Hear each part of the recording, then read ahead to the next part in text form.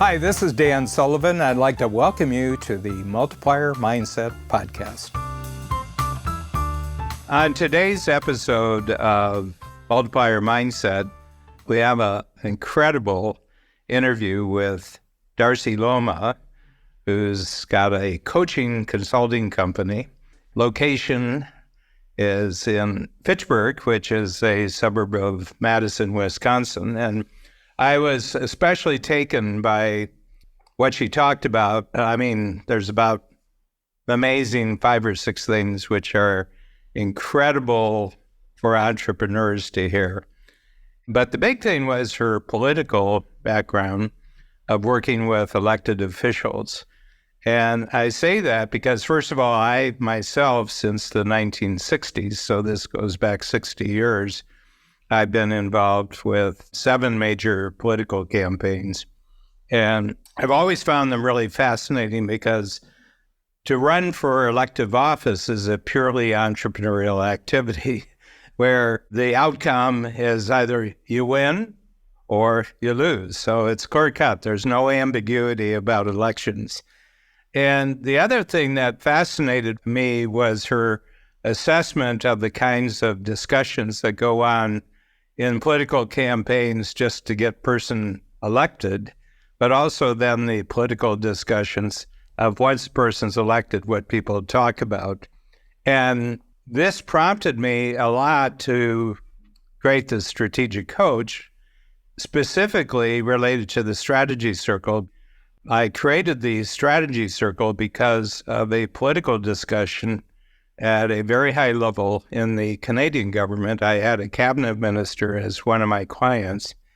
And in the Canadian government, it's really, really hard because if you're a cabinet minister, which means that you're basically running a whole part of the country, and this one had a really, really difficult portfolio. But at the same time, you're a member of parliament, so you have to answer local issues. And it's very, very complicated, and you got at most 4 or 5 years to get something done as a cabinet minister, but then you got to get reelected. So I said, I need some sort of tool to deal with the complexity of these situations. So I asked the cabinet minister, I says, I've got the project that we're going to talk about today, but I want to ask you a fundamental question.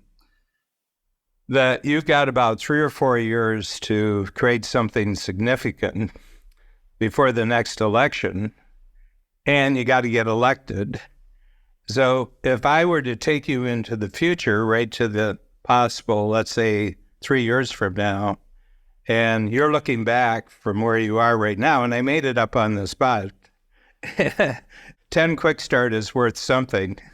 So, if you were thinking, what's the one thing that you really want to get accomplished during this term of office as a cabinet minister and get elected?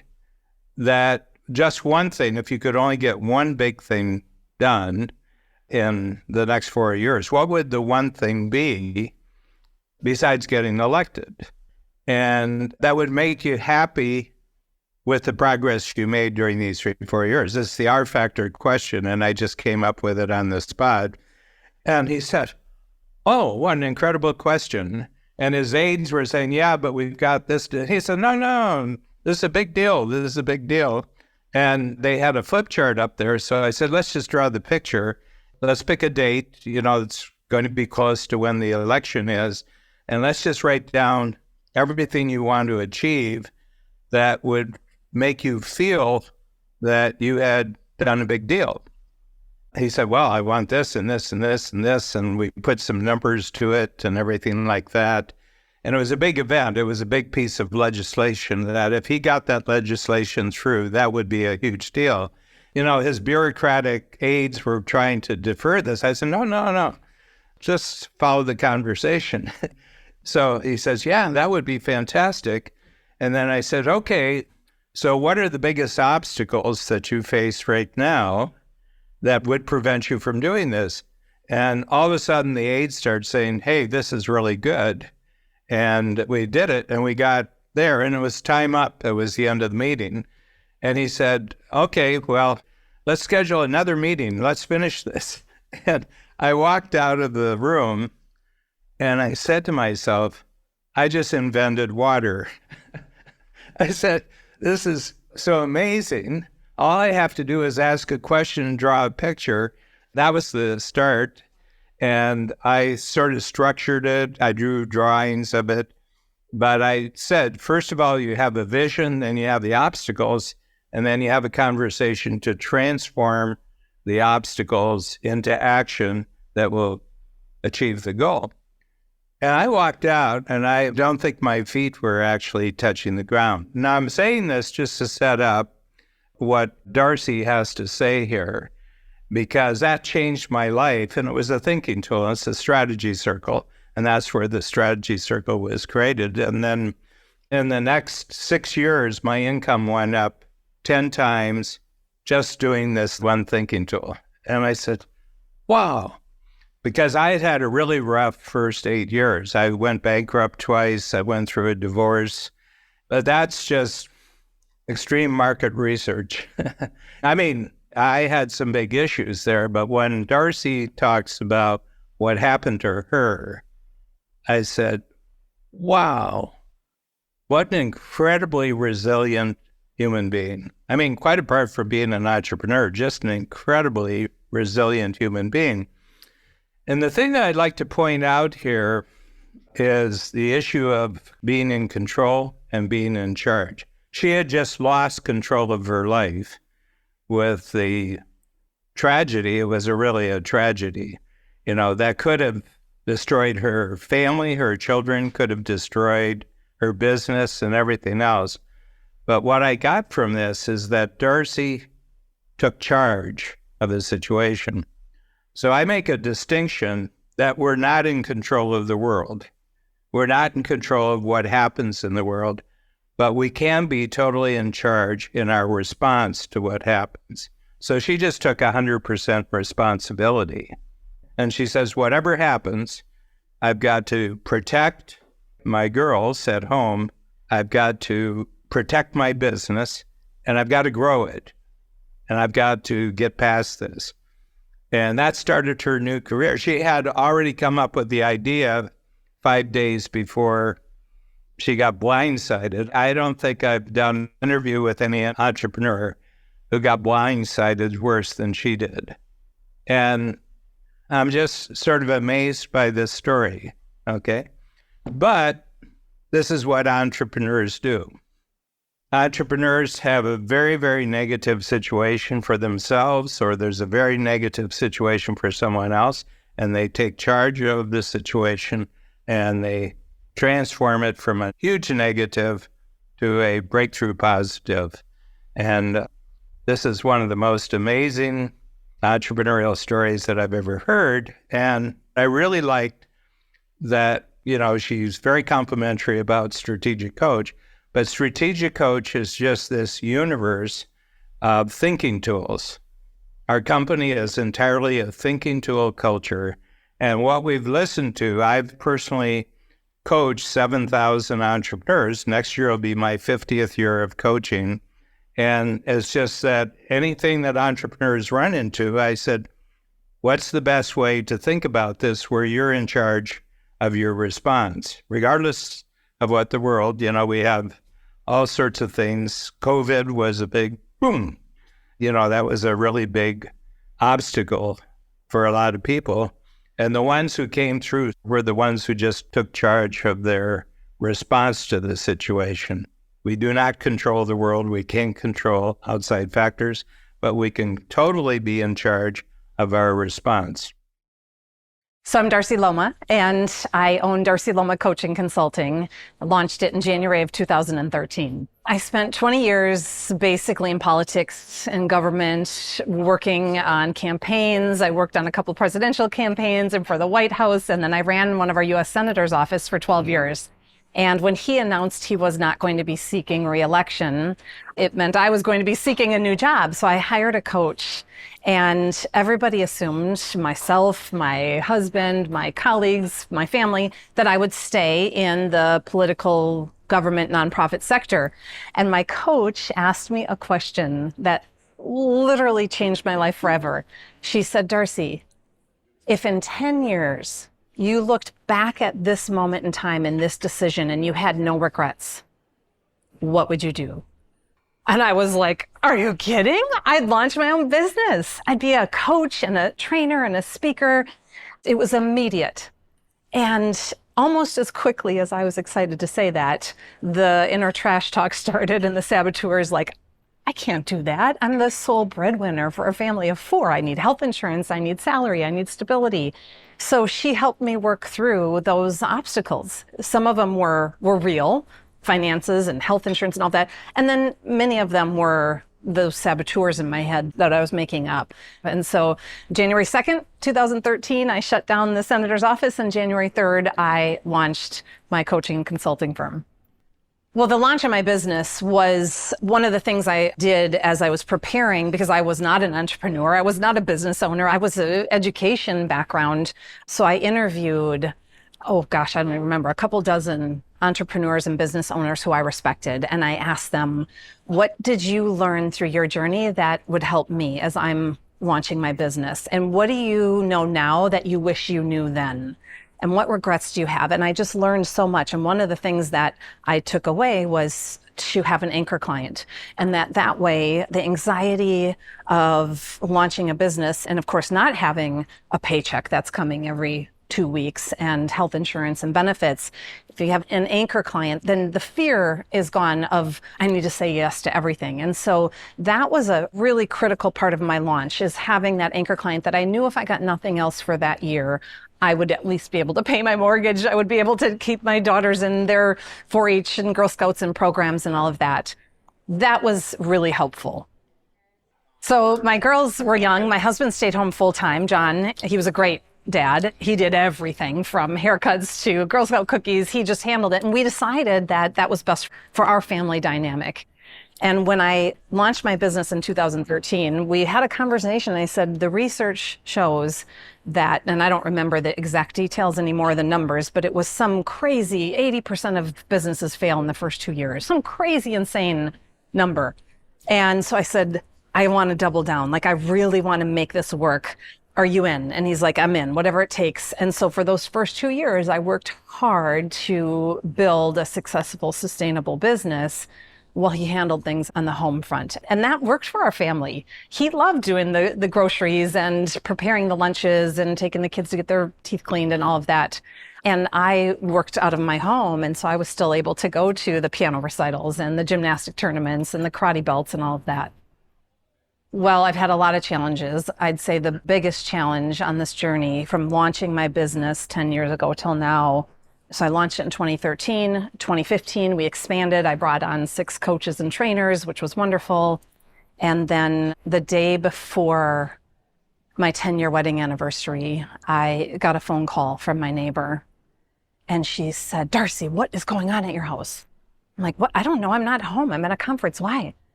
She said, they just arrested John. They took him out in handcuffs, barefoot, and the police took him away. There's 40 or 50 police cars and a SWAT team surrounding your house. And I was like, what? Do you have the wrong number? It was so not my world. So I found out later that my husband was arrested for sexual assault of a minor. He was put in jail, and it took about 18 months for the sentencing and conviction to happen. And he was ultimately convicted to 10 years in prison. And so from that day when he was arrested, he never came home. And that just blew my world completely upside down. I would even say it was my worst nightmare, but I had never had a nightmare that bad. There were media trucks out in front of the house, and his mugshot was all over the nightly news and the social media. And of course, my daughters were traumatized because they had never gone to bed without their dad tucking them in and making them breakfast. And so just dealing with the trauma for myself, but then also navigating that with the girls while trying to figure out, how do I continue to run my business? Oh, and now, gosh, I need to actually go get groceries and make meals and all of the things that he handled. It was incredibly challenging. I handled it one day at a time. I had a great therapist. I worked with some phenomenal child psychologists because I had no idea how to help my girls through that. They had fabulous therapists that I found, child therapists, to help them navigate that. The crisis communications firm that I hired, I was scared. My whole business as an entrepreneur is based around my reputation. And I was scared that my business was going to falter. I was probably more scared that my girls were going to, I mean, who knows what, don't even want to put into words the fear there. And what I realized over time was that everybody has challenges. Everybody has hurdles. Many are not displayed on the nightly news in the way mine was, but from the standpoint of that which doesn't kill you makes you stronger, I made a decision, and luckily I had a team. So my crisis communications person, the president, she said, Darcy, you need to take a couple months off of work. Now, that's not the free time that Dan is talking about. That was a whole different type of free time. And I'm like, what? I tend to think I have pretty good business instincts. My instincts were exactly opposite. I now have tens of thousands of dollars of bills every week and growing by the week. I cannot let up the gas. I'm scared. And I'll tell you what, I did not agree. And I told her, I disagree, but I'm paying you to advise me and help me through this and navigate this. And that's what I did. And it was the best decision ever because it allowed me the time to file for divorce, to deal with the legal system, the search warrant. They had confiscated all of my computers. I had to deal with protecting my client data that was on my computers, right? And then to get therapy. And I went to a week-long Healing Intimate Treason conference in Arizona to just do the hard work.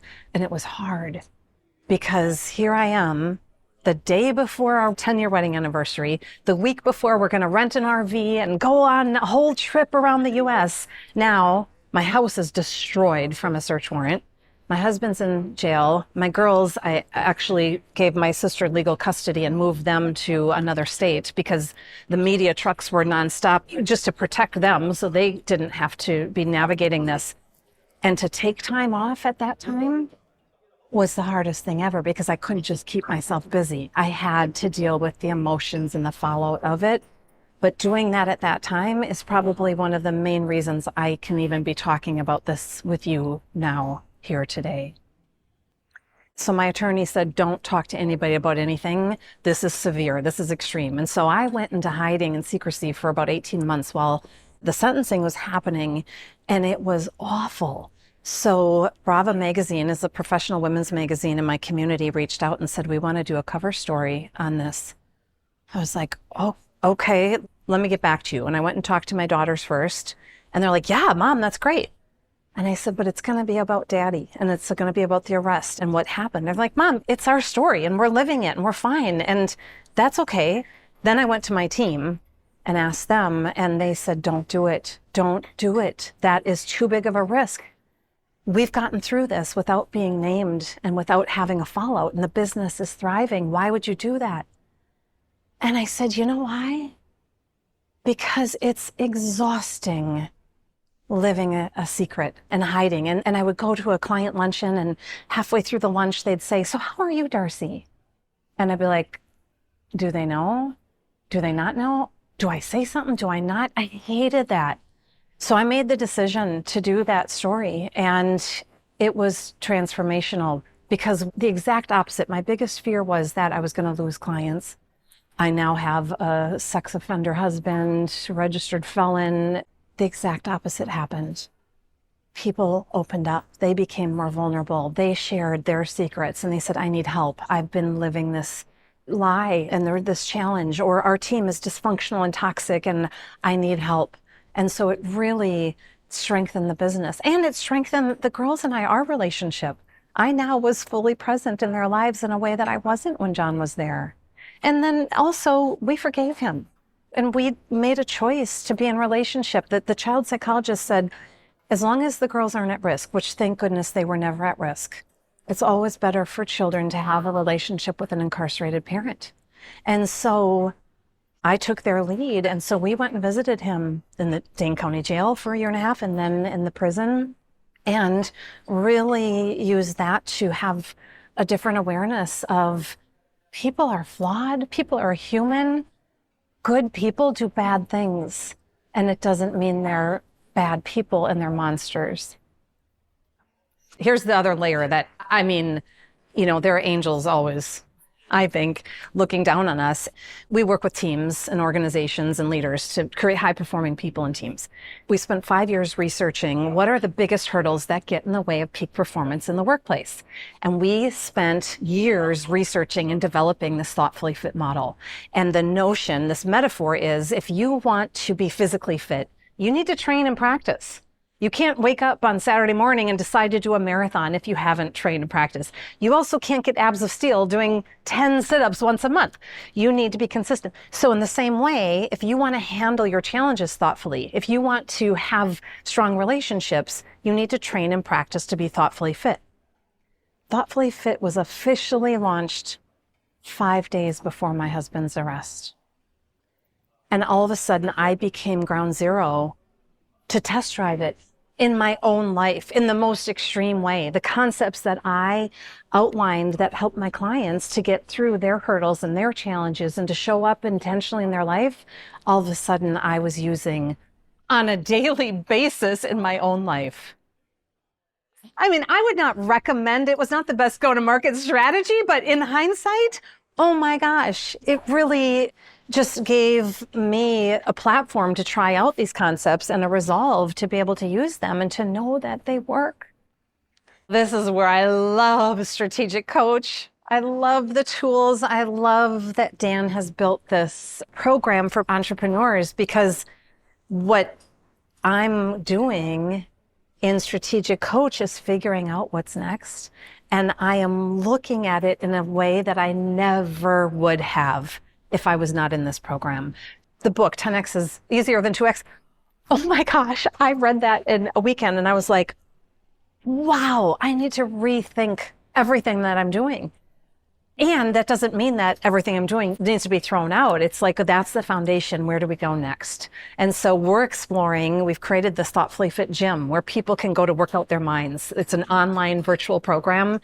So we're exploring, how do we scale that? How do we grow that? How do we make the gym more accessible to managers and teams and leaders who want to have better relationships, but struggle because they have different personalities? And you've got the visionary with the analyst and they're butting heads because one's big picture creative and the other is like, we can't do that. It's not in the budget. And, you've got the nurturer going against the closer, right? We want all the voices heard. And what's the process? And the closer's like, I don't care. We just got to get it done. We need results.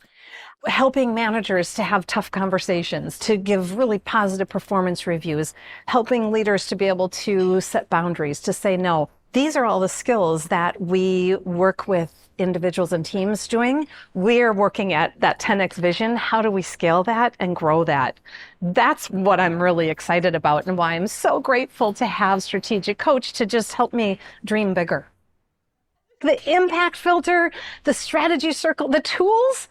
Not only do I leave here and share them with my team, I also have put my assistant through the assistant program. I put my VP of Learning Experiences and Design, I put her through the Team Tools program. I am just amazed at how it's helping us have a shared vocabulary and to be able to understand that being an entrepreneur and having a small business, an entrepreneurial business, means we get to test things. Coming out of politics, talk about bureaucracy. Things move slowly in the U.S. Senate, in the governor's office, in the White House. Here, we get to test things. We get to try. And the Strategic Coach is helping me embrace that mindset, that full permission to do that. So the most important piece of advice for entrepreneurs, I think the first thing I would comment on is just tap into your heart and what brings you joy and build your business around that. I talked about doing all those interviews before I launched my business, and I had so many people say, you have to have a podcast. You have to have a podcast. So I went back to my business coach and I'm like, okay, I got to launch a podcast. And she's like, how excited are you about that? I'm like, I don't want to launch I'm not excited at all, but what does that have to do with it? That's what everybody's telling me I should do. And she's like, no, you should do what's in your heart. And I'm like, I don't want a podcast. And so give yourself permission. That's the beauty of not going to a job 9 to 5 where they're telling you what to do. You get to create what you want to do. And I'd say from the strategic coach perspective, it's like finding your unique ability. What I love about that is it's not just what you're good at, what you're excellent at, it's what also fulfills you and brings you joy. So the second piece of advice I would give for any entrepreneurs, which actually might be the first piece, is join Strategic Coach. And I know this isn't a commercial, but it's so sincere. I found this program last year in the 10th year of my business. I wish I would have found it in the first year. Regardless of where an entrepreneur is on their journey, start where you are and invest in yourself. And similar to Thoughtfully Fit, you train and practice where you are. You can't bypass the hard work. One of the things that I've had to overcome is this feeling of, oh, I wish I had done that, or they're doing something better, or gosh, they've got a better business model. And just in Strategic Coach, you don't compare yourself to others. You just look at where am I today and what's next for me. So full permission to do that. I think that's one of the things that is a human struggle and it's a struggle for me. And it's okay to just be on your own journey.